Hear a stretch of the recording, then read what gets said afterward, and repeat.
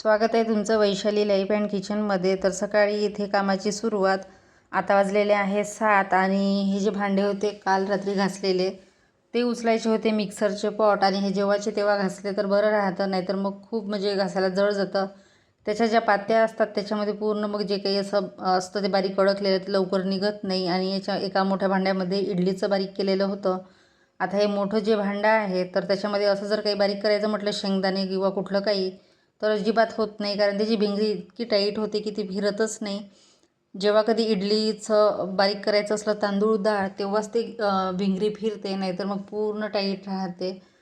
त्यानंतर ते सगळं आवरलं आणि आता इथे झाडझूड, तर हॉल झाडायला घेतला। आणि सकाळची वेळ आहे तर उजेड असा म्हणजे अंधुकच वाटतो, लाईट काही सुरू केला नाही। त्यानंतर आता लवकर हॉल वगैरे झाडून घ्यायचं आहे, आणि आता इडल्या करायच्या होत्या। तर इडली जर करायची असली तर मग नॉनस्टॉप कामं चालू असतात, म्हणजे कुठेही ब्रेक देत नाही, लवकर लवकर सकाळची कामं आटपून घेते। आणि हे इडली किंवा आप्याचं करायचं म्हटलं तर अर्धा तास तर जातच जातो, बाकी नाश्ता इतर पोहे उपमा लवकर होऊन जातात। पण हे करायचं म्हटलं तर थोडं लवकरच कामी लागावं लागतं, नाहीतर मग अर्धा तास मी मोबाईल बघत बसते चहा झाला की। पण म्हटलं आता नाही, लवकर हे करून घ्यायचं, झाडझूड करायची। त्यानंतर हे बाहेरचं झाडायला घेतलं। आता बाहेरचं झाडायचं म्हटलं तर तेवढ्यापुरतं दार ओपन असते, नाहीतर मग दिवसभर दार बंदच असते आमचं, आणि दुपारी मग 11ला सुरू असते। तर हे बाहेरचं सगळं झाडून घेणार आहे। नंतर पाणी शिंपायचं आहे तिथे, रोज काही पाणी टाकत नाही, 1 ते 2 दिवसानंतर, कारण रोज टाकायचं म्हटलं तर तिथे जाणं येणं सुरू असते, त्याच्यामुळे एकतर स्लिप व्हायची भीती, त्याच्यामुळे रोज काही टाकता येत नाही। त्यानंतर इथे चहा ठेवला, चहा झाला की लगेच मग नाश्त्याची तयारी। आता हे इडलीचं जे बॅटर आहे ना त्याच्यामध्ये काल डाळ थोडी जास्तच भिजवण्यात आली, त्याच्यामुळे काही अर्धी वाटी डाळ मी तशीच भिजलेली फ्रीजमध्ये ठेवली। जर जास्त झाली असती तर त्या इडल्या कडवट वाटल्या असत्या, त्याच्यामुळे म्हटलं राहू द्यायची तेवढी, ते नंतर त्याची भाजी किंवा कुठलं काही करता येईल। तर त्याआधी इथे बघा चहा ठेवलेला आहे, आणि एका साईडला कुकरमध्ये थोडी खिचडी आहे ती फोडणी द्यायची होती। तर त्यानंतर इथे बघा आता इडल्या करायला घेतल्या। आता हे जे आप्पे पात्र आहे तर हे ॲल्युमिनियमचं आहे, आता दुसरं घ्यायचं आहे स्टीलचं। आता या पात्राला कमीत कमी 15 ते 16 वर्ष झाले आणि खूप जुनं आहे। आता नेहमी करावं लागत नाही म्हणून मी पण घेत नाही, पण आता असं वाटते की नाही हे टाकून द्यायचं आणि दुसरं एखादं छोटंसं स्टीलचं घ्यायचं। तर बघू आता, छोटंसं जास्त काही मोठं घेणार नाही। त्यानंतर इथे सर्व इडल्या वगैरे करायला घेतल्या, आणि आता करायची होती खोबऱ्याची चटणी। आता चटणी ती जे खोबरं आहे बऱ्याच दिवसाचं होतं, ओलं फ्रीजमध्ये ठेवलेलं होतं, खराब होऊन जाईल म्हणून म्हटलं तेच करायचं, दुसरं काही करणार नाही, सांबार वगैरे करत नाही, फक्त इडली आणि खोबऱ्याची चटणी। तर त्याच्यामध्ये शेंगदाणे टाकते थोडेफार। त्यानंतर सगळा नाश्ता झाला, आता भांडे घासायला घेतले। तर बऱ्यापैकी भांडे झालेले होते, थोडे होते, आणि असं काही इडली आप्पे केलं तर भांडे भरपूर निघतात, कारण जेवढं काही स्वयंपाकाचे निघत नाही त्यापेक्षा जास्त हे म्हणजे इतर काय म्हणतात त्याला आप्पे इडली आणि डोशाचे भांडे असतात। थोडं जरी केलं तरी निघतातच ते। तर सगळे भांडे घासले, आणि त्यानंतर जे इडलीचं पात्र होतं त्याच्यामध्ये गरम पाणी टाकून ठेवलं, नाही तर मग ते लवकर निघत नाही। पाणी टाकून ठेवलं की म्हणजे छान ते मुरल्या जाते, जे की ते पात्र असतात ते, आणि नंतरच मग घासायला घेते। आता ते सर्वात शेवटीच घासणार आहे, नाहीतर मग सगळं ते व्हाईट व्हाईट जे काही इडल्यात थोडंफार असते ते याच्यावर फरशीवर होऊन जाते, त्याच्यापेक्षा गरम पाण्यामध्ये ते ठेवलं तर मग बरं राहील।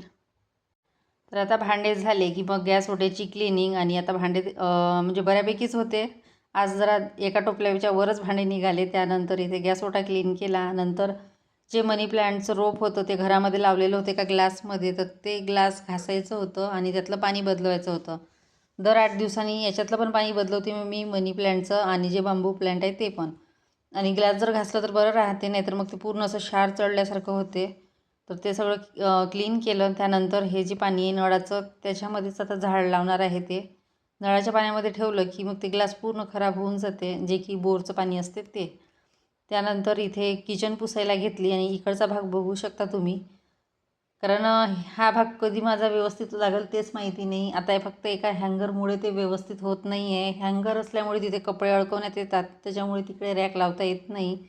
तिकडे जर एक साईडला रॅक बसली तर व्यवस्थित किचन वाटन, आणि जेव्हा इथलं हँगर काढील तेव्हाच तिथे मी माझं सामान व्यवस्थित लावणार, तोपर्यंत काही लावत नाही, कारण ते मलाच तो भाग अजिबात व्यवस्थित वाटत नाही। त्यानंतर सगळे कामं आटोपले, आणि आता स्वयंपाकाची तयारी। तर त्याआधी म्हटलं चला 5-10 मिनटं स्वतःसाठी।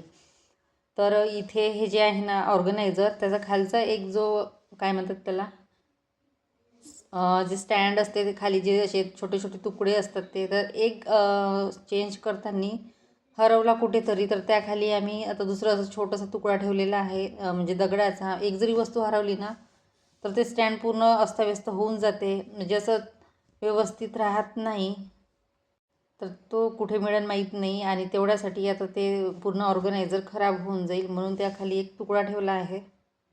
आणि याच्यात आता काही जास्त सामान राहत नाही, थोडंफार. आणि इथे बघू शकता किती पसारा झालेला आहे, कीबोर्ड आणि काय काय ते बरंच सामान. आणि याच्यामध्ये ही कृष्णाची मूर्ती ठेवलेली आहे. आधी मोबाईल चार्ज करायची, पण आता काही करत नाही, कारण ते थोडं म्हणजे पडायची भीती आहे त्याच्यामुळे. त्यानंतर हे आणलेलं आहे सांबार, मिरची आणि अद्रक.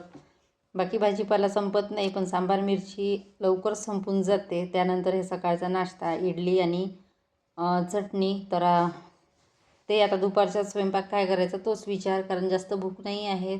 तर त्याआधी भांडे लावायला घेतले, आणि भांडे बघू शकता. हा एक टब भरलेला आहे, बाजूला एक छोटा टब आहे त्याच्यामध्ये आहे. तर आधी भांडे लावून घेते, त्याच्यानंतर स्वयंपाक. तर या रॅकमध्ये भांडे लावणं म्हणजे सर्व भांड्याचा इतका आवाज होतो, एक ठेवायला गेलं की 10 भांडे पडतात, असं काही चालू आहे. तर अगदी हळूहळू ते भांडे लावावे लागतात. आता मी व्हिडिओ स्पीडमध्ये घेतलेला आहे, नाहीतर भांडे लावायला 10 मिनटं तर सहज जातात. आणि भरपूर असे भांडे आहेत, तेवढ्या याच्यामध्ये ते ॲडजस्ट करावे लागते.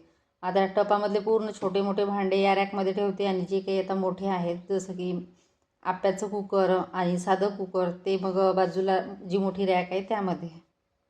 जर मनासारखं किचन लागलं नाही ना तर मग काहीच करायची इच्छा होत नाही. मग तेवढ्यापुरतं ठेवायचं म्हणून ठेवायचं. वरती बरेच असे भांडे बांधून ठेवलेले आहे मी पोत्यामध्ये, जे की काढले नाही. जोपर्यंत रॅक लागत नाही तोपर्यंत ते व्यवस्थित राहणारच नाही. त्यानंतर इथे बेसन करायला घेतलं, बेसन आणि चपाती. कारण इडली वगैरे केली तर मग काही जास्त भूक राहत नाही, आणि आता ते इडली आणि जे चटणी आहे त्यामध्ये दोघीला होईल.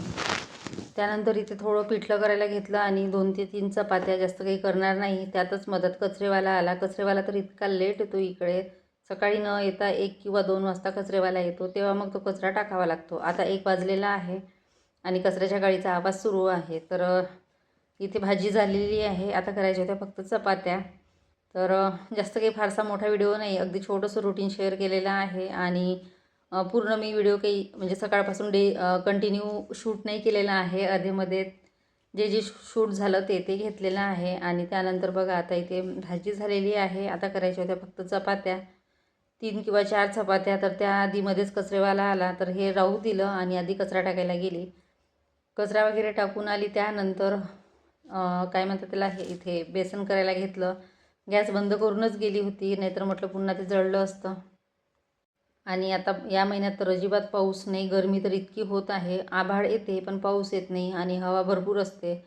आता असं वाटते की म्हणजे गणपतीच्या वेळेस तर पाणी भरपूर राहतोच आमच्याकडे दरवर्षी, पण यावेळेस हा महिना कोरडाच गेलेला आहे. आता 1-2 दिवसात येणार आहे असं काही न्यूजमध्ये सांगितलं. येते की नाही कुणास ठाऊक. त्यानंतर इकडे बघा, या रूममध्ये जसं दार ओपन केलं की चांगला उजेड येतो.